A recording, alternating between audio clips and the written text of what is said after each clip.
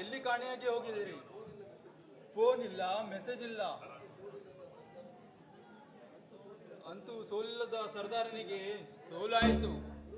ಪ್ರೂಫ್ಗೋಸ್ಕರ mobile ಅಲ್ಲಿ ಎಲ್ಲ record ಮಾಡಿ ಇಟ್ಟುಕೊಂಡಿದ್ದೇನೆ.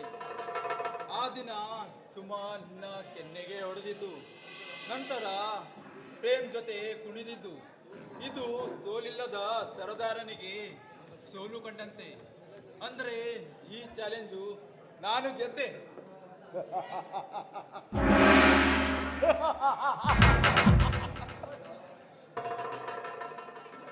ಚದುರಂಗದ ಆಟ ಗೊತ್ತೇನೋ ನನಗೆ ಕೃಷ್ಣ. ಚದುರಂಗದ ಆಟದಲ್ಲಿ ರಾಜನ್ನ ಮೊದಲು ಕಣಕ್ಕಿಳಿಸ್ತಾರ? ಇಲ್ಲ ತಾನೆ.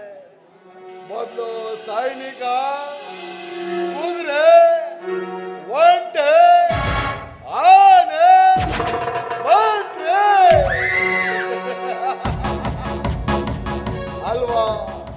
ಹಾಗಾದರೆ ಈ ಸೋಲಿಲ್ಲದ ಸಾಲಾರನಿಗೆ ಸೋಲು ಅಂತ ಹೇಗೋ ಹೇಳ್ತೀಯಾ? ಅಂದ್ರೆ ನಿನ್ನ ಮಾತಿನ ಅರ್ಥ?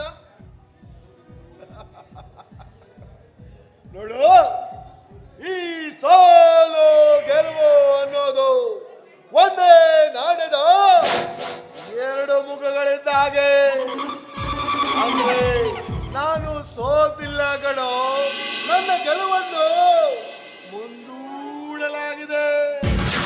ಆದ್ರೆ ನನ್ನ ಗೆಲುವಿಗೆ ನಿನ್ನ ಸಾವು ಮೊದಲನೇ ಅಡಿಗಲ್ಲಾಗಬೇಕು. ಸೊ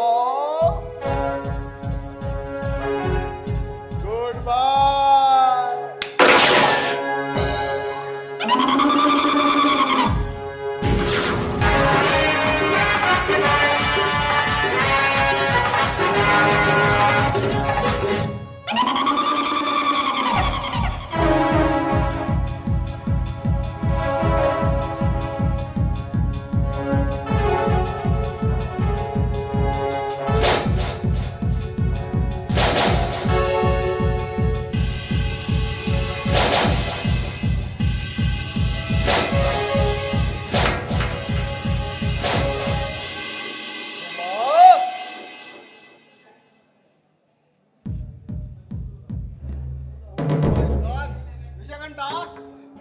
ಇದೇನಿದು?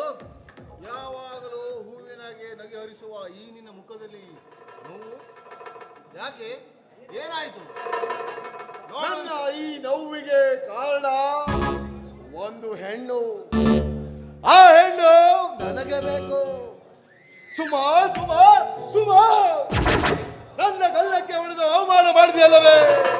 ಆ ಅವಮಾನದ ಸೇಡು ತೀರಿಸಿಕೊಳ್ಳುತ್ತಾನೆ ಈ ವಿಷಕಂಠ.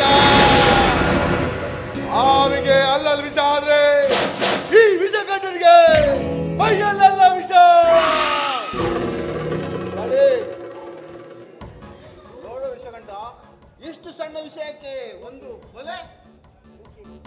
ನೋಡು ವಿಷಕಂಠ, ಈ ಸಣ್ಣ ವಿಷಯವನ್ನು ನಮ್ಮ ವಿರಾಟನಿಗೆ ಹೇಳಿದರೆ ಅವನು ಚುಟುಕಿ ಹೊಡೆಯೋದ್ರಲ್ಲಿ ಕೆಲಸ ಮಾಡಿ ಮುಗಿಸುತ್ತೇನೆ. ನೋಡು ವಿಷಕಂಠ, ನೀನು ನನ್ನ ಮಗ. ನೀನು ಏನು ಬೇಕಂತೀಯ ಅದನ್ನು ನಿನಗೊಪ್ಪಿಸುವುದು ನನ್ನ ಕೆಲಸ. ಇಲ್ಲ ಆ ವಸ್ತುಗಳ ಸರ್ವನಾಶ ಮಾಡಿಬಿಡುವೆ. ನೋಡು ವಿಷಕಂಠ, ವಿರಾಟ್ ಇತ್ತ ಕಡೆಗೆ ಬರುತ್ತಿದ್ದಾನೆ. ಬಾ ವಿರಾಟ್, ಬಾ. ಕಾಯ್ತಾ ಇದ್ದೆ. ಬಾಸ್, ನೀವು ಹೇಳಿದ ಎಲ್ಲ ಕೆಲಸ ಚಾಚು ತಪ್ಪದೆ ಮಾಡಿ ಮುಗಿಸಿ ಬಂದಿರುವೆ. ಇನ್ನು ನೀವು ನಿಶ್ಚಿಂತೆಯಿಂದ ಇರಬಹುದು. ನನಗೆ ನನ್ನ ಗುರಿ ಮುಖ್ಯ. ನನ್ನ ಗುರಿ ಸಾಧನೆಗೋಸ್ಕರ ಅದು ಯಾವ ಭದ್ರವನ ಕೋಟೆಯನ್ನು ನುಚ್ಚುನೂರು ಮಾಡಬಲ್ಲೆ. ನೋಡು ವಿರಾಟ್, ನಾನಿರುವ ಸ್ಥಳ ಒಂದು ಸಾವಿನ ಸ್ಥಳ. ಈ ಸಾವಿನ ಮನೆಗೆ ಸಾವಿನ ಹಂಗಿಲ್ಲದೆ ಬರುತ್ತೀಯಲ್ಲ, ನಿನ್ನ ಪರಾಕ್ರಮವನ್ನು ನಾನು ಒಪ್ಪಬೇಕಾದದ್ದೇ. ವಿರಾಟ್, ನಮ್ಮ ಡ್ಯಾಡಿಯ ಮನೆಗದ್ದ ಹುಲಿ ಕಡೋ ನೀನು. ಈ ಹುಲಿಯನ್ನು ಎದುರಿಸುವ ಗಂಡು ಈ ಊರಲ್ಲಿ ಯಾರು ಇಲ್ಲ. ಒಂದ್ ವೇಳೆ ಯಾರಾದ್ರೂ ಇದ್ರೆ ಅವರಿಗೆ ಸಾವು ಕಟ್ಟಿಟ್ಟ ಬೋತೆ. ನಿನ್ನಂತ ಹುಲಿ ನಮ್ಮೊಂದಿಗಿರ್ಬೇಕಾದ್ರೆ ನಮಗೆ ಯಾರ ಭಯನೂ ಇಲ್ಲ. ಬಾಸ್, ನನ್ನ ಎದುರಿಗೆ ಸಾವು ಬಂದರೂ ಕೂಡ ಅದನ್ನು ಎದುರಿಸುವ ಶಕ್ತಿ ನನ್ನಲ್ಲಿದೆ. ಭಯ ಎನ್ನುವ ಎರಡಕ್ಷರ ನನ್ನ ಧೈರ್ಯ ಯುಕ್ತಿಗೆ ಎದುರಿ ಒಂದೇ ಬರಲು ಹಿಂಜರಿಯುತ್ತದೆ. ಅಂದ ಹಾಗೆ ನಿಮಗೆ ನಾನೇನು ಅನ್ನೋದು ಅರ್ಥವಾಗಿರಬೇಕು ತಾನೆ? ಅರ್ಥವಾಗಿದೆ ವಿರಾಟ್, ಅರ್ಥವಾಗಿದೆ. ಅದಕ್ಕಾಗಿಯೇ ನಿನ್ನನ್ನು ಈ ಅರಮನೆಯ ಅಂಗರಕ್ಷಕನಾಗಿ ಮಾಡಿದ್ದು. ನೀನೊಬ್ಬ ನಂಬಿಕೆಸ್ತ. ಅದಕ್ಕೆ ನನ್ನ ಬಿಸ್ನೆಸ್ಸಿನ ಪ್ರತಿ ಒಂದು ವಿಷಯವನ್ನು ನಿನ್ನಲ್ಲಿ ಹಂಚಿಕೊಂಡಿದ್ದೇನೆ. ಯಾಕೆಂದರೆ ನೀನು ನನಗೆ ಮುಂದೆ ಬಹಳ ಕೆಲಸವಾಗುವುದಿದೆ. ನಿಮ್ಮ ನಂಬಿಕೆಗೆ ನಾನು ಚಿರಋಣಿ. ನಿಮ್ಮ ಎಲ್ಲ ವ್ಯವಹಾರವನ್ನು ಯಾವುದೇ ಅಡ್ಡಿ ಆತಂಕವಿಲ್ಲದೆ ಹಾಗೆ ನಡೆಯುವುದು ನನ್ನ ಕರ್ತವ್ಯ. ನೋಡು ವಿರಾಟ್, ನನ್ನ ಮಗ ಯಾವುದೋ ಒಂದು ನೋವಿನಲ್ಲಿ ಇದ್ದಾನೆ.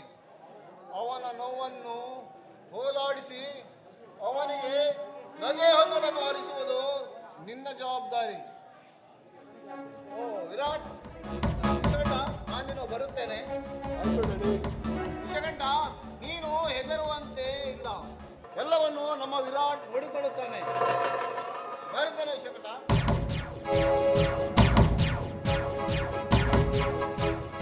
ಹೇಳೋ ವಿಷಗಂಟ, ಯಾವುದೋ ನೋವಿನಲ್ಲಿ ನರಳಾಡುತ್ತಿರುವ ಹಾಗೆ ಕಾಣಿಸುತ್ತಿದೆಯಾ? ನಿನ್ನ ಈ ನೋವಿಗೆ ಕಾರಣ ಯಾರು ಅಂತ ಹೇಳು. ಅವರ ರುಂಡವನ್ನ ಚಂಡಾಡುತ್ತವೆ. Cool down my friend, cool down. ಅಂದು ನನ್ನ ಗಲ್ಲಕ್ಕೆ ಹೊಡೆದ ಆ ಹೆಣ್ಣನ್ನು ನಮ್ಮ ಕೈ ವಶ ಮಾಡಬೇಕಾದ್ರೆ ನಾವು ಆವೇಶ ಪಡಬಾರ್ದು. ಯೋಚನಾತ್ಮಕ ಇಂದ ಯೋಚಿಸಿ ಮುಳ್ಳನ್ನು ಮುಳ್ಳಿಂದ ತೆಗೆದ ಹಾಗೆ ಯೋಚನಾತ್ಮಕವಾಗಿ ನಮ್ಮ ಬಲೆಯಲ್ಲಿ ಬೆಳೆಸ್ಕೊಳ್ಬೇಕು. ಅಂದರೆ ನಿನ್ನ ಮಾತಿನ ಅರ್ಥ ನಿನಗಾಗಿರೋದ ನೋವನ್ನು ನೋಡಿ ನಾನು ಕೈಕಟ್ಟಿಕೊಳ್ಳಿ ತಗೊಳ್ಳಬೇಕೆ? ನೋಡು ವಿಶಾಲ್,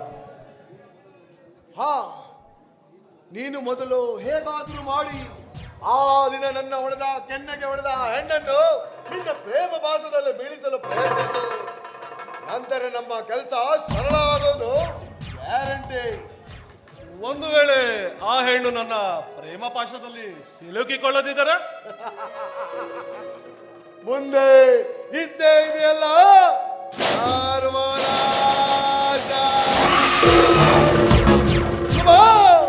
ನಿನ್ನ ಬಾಳಿನಲ್ಲೇ ವಿಷ ಬೀಜ ಬೆತ್ತಲು ಸಜ್ಜಾಗಿ ನಿಂತಿದ್ದಾನೆ ಈ ವಿಷಗಂಟ. ವಿರಾಟ್, ನಿನಗೋಸ್ಕರ ನಾನು ಆ ಹುಡುಗಿಯನ್ನು ಅವಳ ಜೀವನದಲ್ಲಿ ಬಿರುಗಾಳಿಯಾಗಿ ಪ್ರವೇಶಿಸಿ ಆಮೇಲೆ ನಿನ್ನ ಆ ಇಚ್ಛೆಯನ್ನು ಈಡೇರಿಸಿಕೊಡುವೆ. ಸಭಾಷ್, ಈಗ ನನಗೆ ಸಮಾಧಾನವಾಯಿತು.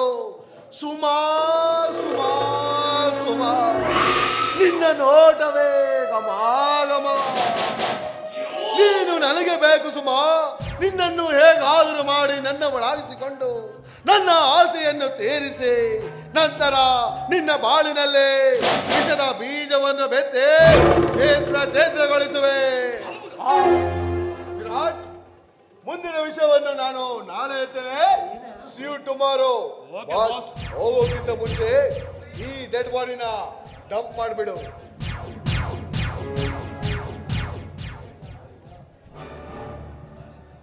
ಕಾಳಿಂಗ ವಿಷಗಂಟ, ನಿನ್ನ ಈ ಅರಮನೆಯನ್ನು ಹೊಕ್ಕು ನೀನು ಹೇಳಿದ ಎಲ್ಲಾ ಕೆಲಸ ಸಲೀಸಾಗಿ ಮಾಡಿ ನಿಮ್ಮ ಮನ ಗೆದ್ದಿದ್ದೇನೆ. ಯಾಕೆ ಗೊತ್ತಾ? ನನಗೆ ಈ ಊರಿನಲ್ಲಿ ಉಳಿದುಕೊಳ್ಳಲು ಒಂದು ಭದ್ರವಾದ ಸ್ಥಳ ಬೇಕಿತ್ತು.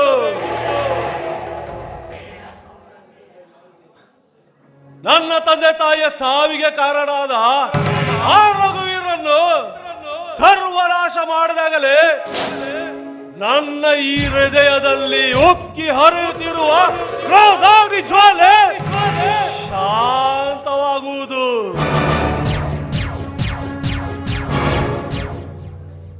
ಮೊದಲು ಈ ಬಾಡಿಯನ್ನು ಸರಿಯಾದ ಜಾಗಕ್ಕೆ ತಲುಪಿಸುತ್ತೇನೆ.